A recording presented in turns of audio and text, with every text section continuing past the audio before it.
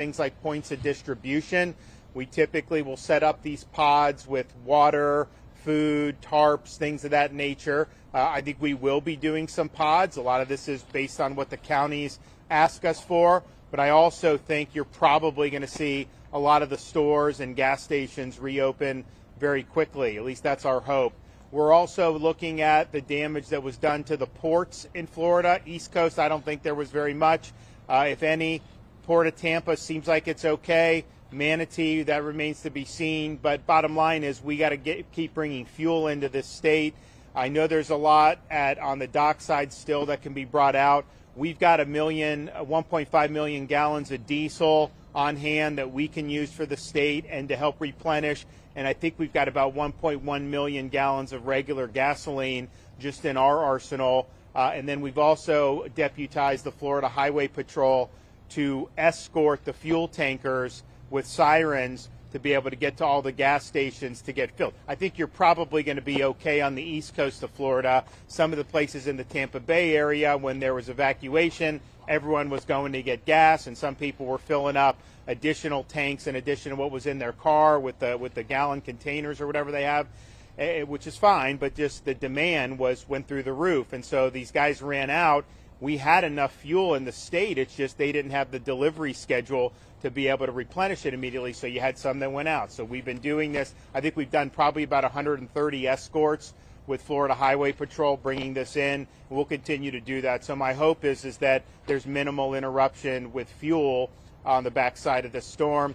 We've had a lot of people have been working very hard. I think, as most of you know, we've been doing this now for 2.5 weeks from the time we declared the state of emergency before Hurricane Helene, and then in the aftermath of Helene, and then, we work on Helene for a week in terms of the response and the recovery, and then we got to do another state of emergency for Hurricane Milton, and it's just the way you go. So people have been working 24/7, particularly on the west coast of Florida. We got a lot of first responders that have been working really hard.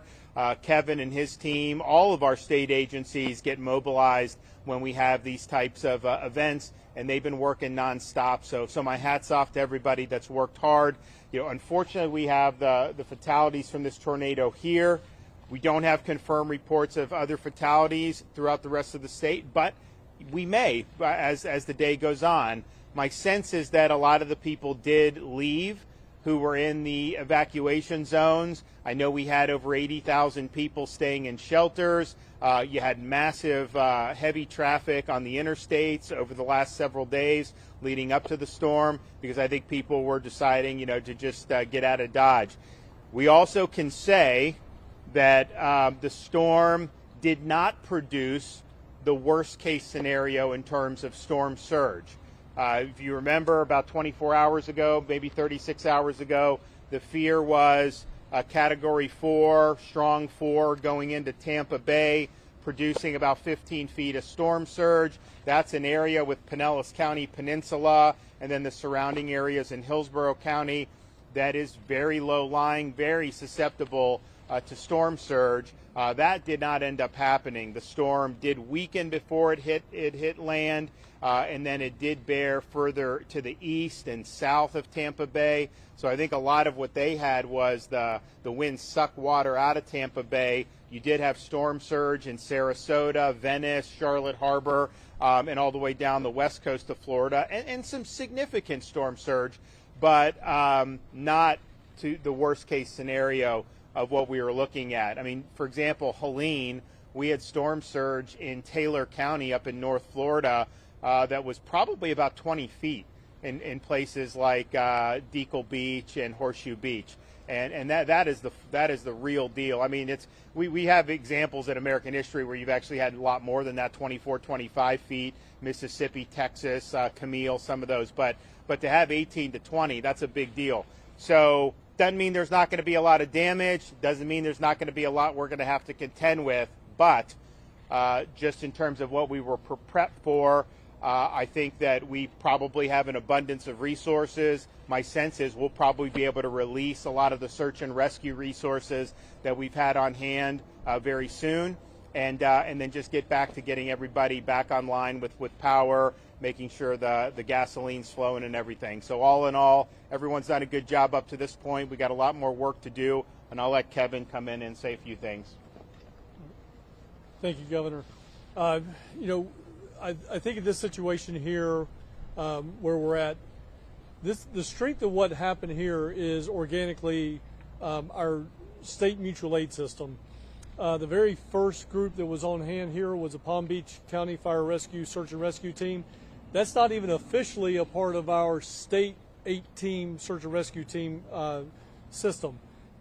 Maybe we want to change that in the future and put them on that. But that Type 3 team, which is self-funded 100% by Palm Beach County Fire Rescue, was the first ones in to this situation, followed up by Miami-Dade Task Force 1, and then Ohio and Virginia Task Force. And again, I think that's just the strength of not just the state emergency response team and the state emergency response plan, but also outside states helping states. Some people were a little critical of the governor sending state assets up to North Carolina, but right here when we needed them, we got all those guys back, but immediately Virginia, Ohio, California, and other states from around the country had their assets right here. So, this is one of those examples. The sheriff was telling us about this when we were walking up. He was very grateful for those assets being in here so quickly.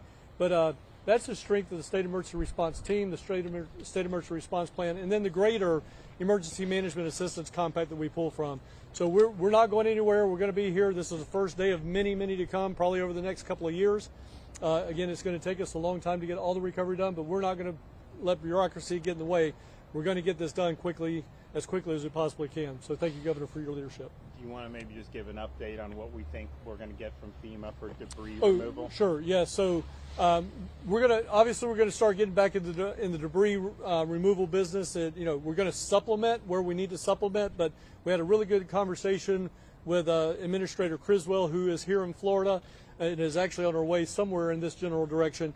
But she is working with us on how we could ensure that debris gets picked up quickly. How do we, and the right word is not incentivize it, but if you're in the private sector, it would be how do we incentivize haulers to get stuff picked up faster, bringing in people from around the country to get that done. We're also looking at potentially, again, a mutual aid effort where we may bring in some city and county assets that have the claw trucks and the loader trucks from around the state of Florida and maybe even outside the state of Florida to help us get that stuff picked up. So again, she's very, very helpful on getting those things done, making sure that we got everything that we need. We will be submitting, hopefully by this afternoon, now that we got post-landfall and we got some data, we'll be submitting through the governor's signature a major disaster expedited request so that we could get those federal funds turned on and start looking for reimbursement. But again, we're not going to wait on the feds for reimbursement. We're going to do what we need to do the right thing, get people in Floridians back on their feet. Thank you, sir. Yeah, this whole debris, you had like in Pinellas, they didn't want to do the debris as fast because they weren't sure about the paperwork and about FEMA reimburse. And it's like, you got to get the debris off. And these storms, because of the way it's done, really incentivizes it to go a lot longer with the debris. And sometimes the debris in these major storms is around for a year.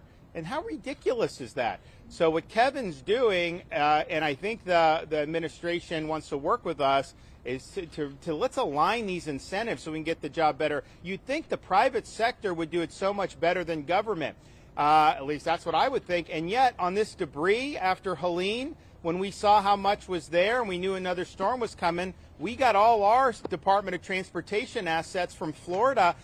We were bringing trucks in from all over the state that are doing their normal duties, and we surged them over to the barrier islands off the Gulf Coast of Florida, and we did like 3,000 truckloads of debris, reduced the debris by 50% in 72 hours.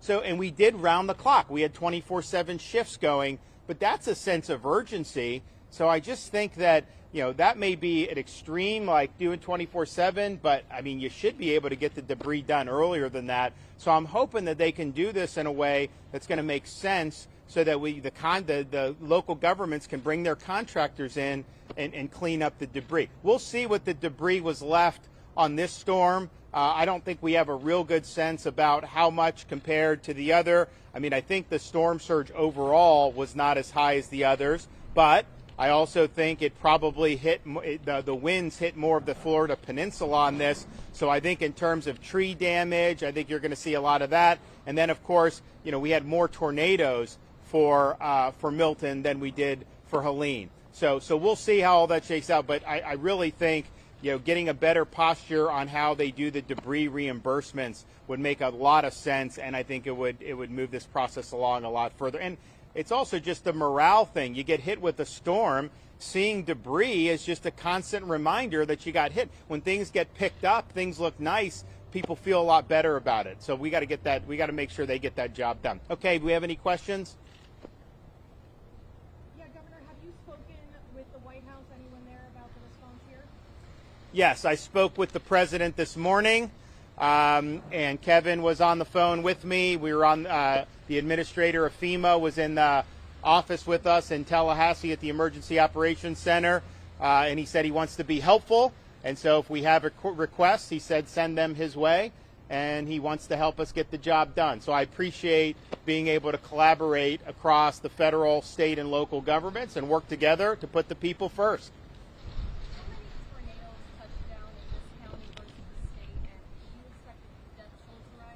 I don't know the answer to that. I mean, I think it's, so, you know, you do have these tornadoes, the warnings, how many actually touch down is probably a different one. But I would say what I've seen so far is that St. Lucie had the most tornado damage of anyone I've seen. Is that what your reports? Yeah, and we know that we had over 120 tornado warnings statewide. It's probably going to be higher than that. All of those tornado confirmations come from your local weather forecasting office. So those individuals that come around and confirm all of those tornadoes. We have 4 meteorologists that said that we had probably in the neighborhood of 20 to 25 radar indicated tornadoes. All that means that they see a debris signature in the circulation. But again, the weather forecasting offices of the National Weather Service will actually verify those tornadoes. Excuse me? Sorry, was that in St. Lucie County alone in 2025? No. Statewide. Statewide. Yep. Sheriff Pearson, could you please clarify? I know we've got 4 deaths in the Spanish Lakes area. Where was the 5th death in St. Lucie County? In the same area. As our rescue team is still out there, this is a rescue mission. We're sifting through the debris. They just recently, right before this conference, located another victim, unfortunately. But again, we're going to continue through this. You know, we're so grateful that the governor sent down, this was during the storm, he sent down the National Guard. So while we're all hunkering down, trying to stay safe, these men and women are driving through the storm to get here, and they worked throughout the night, and their actions 100% saved lives, saved our lives. Governor, I know before the storm there was a great concern about the debris from Helene. How much worse did this storm make the debris that was already accumulated? I think that'll be assessed today. I can tell you, whatever happened, had we not done what we did with that 72-hour project to take every truck in Florida and help these counties and these cities, you know, some of these contractors were doing the debris and then they left and went to North Carolina because they could make more money there. And then others were working like banker's hours. And I'm just thinking to myself, how the hell is that something that's acceptable? And so we came in and we said, not only are we going to send all these assets, it's going to be 24/7. So the first night we go there, and the county, I think it was Pinellas, they didn't have the landfill open 24/7. So our guys cut the locks, and we started doing. And you had all these, not just the state trucks, you had private citizens with their Ford F-250 pickup trucks that were loading debris, massive amounts in. So he said we got to keep it going. Then the next night, there were 2 entrances, and they closed one of the entrances, and there were 300 cars in line. So we somehow rigged that and opened that up.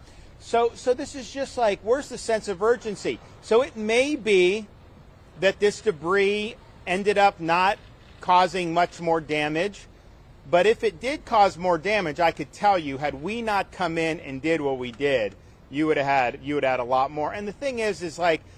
I mean, I tell Kevin, I'm like, look, we want to be helpful, and we will be helpful, but the state's job is not to pick up the debris. Like, that's the local community's responsibility. And so this was an extraordinary circumstance where we came in and did it.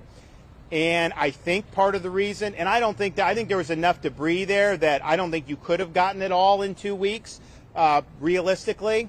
But, I mean, there clearly was not a sense of urgency after the first storm hit. And yes, we knew there may be another one. Then they said, well, just a rainstorm, maybe not, this and that.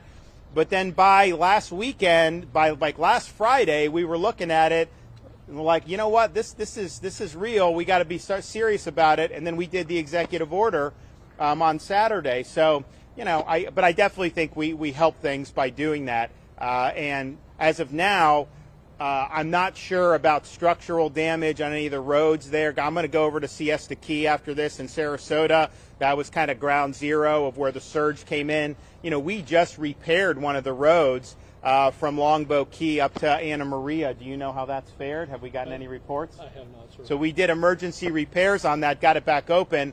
We'll see. We may have to do some more repairs on that. I think that there may have been some small bridges throughout the state that have some damage. The big bridges we have in the Tampa Bay area, Gandy, Howard Franklin, I know Sunshine Skyway is going to be open if it's not already. The other two are open. Courtney Campbell will be open as soon as they move the debris and finish the debris removal. So all being told, you're going to have all those major bridges back open if they're not already.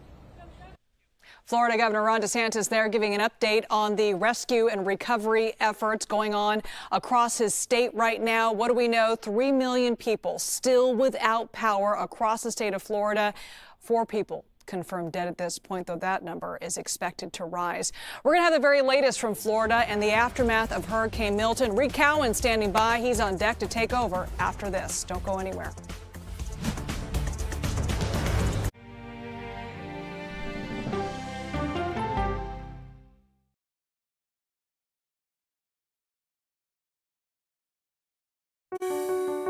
Washington is the seat of power. National security, foreign policy, global economics, every story comes through Washington.